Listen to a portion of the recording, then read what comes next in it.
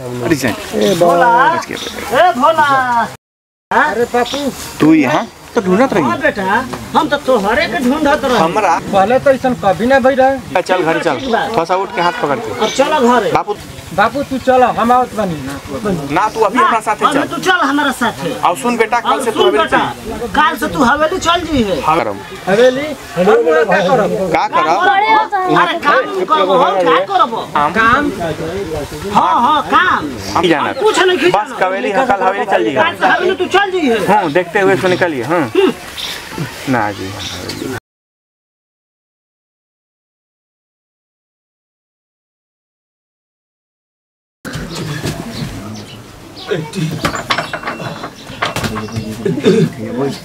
धीरे धीरे गिरिएगा मैडम।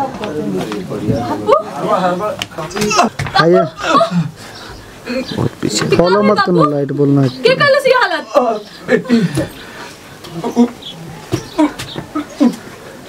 ठाकुर बेटी। बापू तू बैठा, हम पानी लेके आओ। तू बैठा, तू बैठा, हम पानी लेके आओ।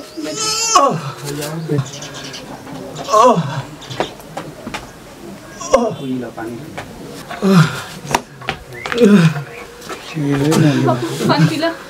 गिलास मिल गया अभी, बिना बोले कटोरा। बिहार का नाम खराब।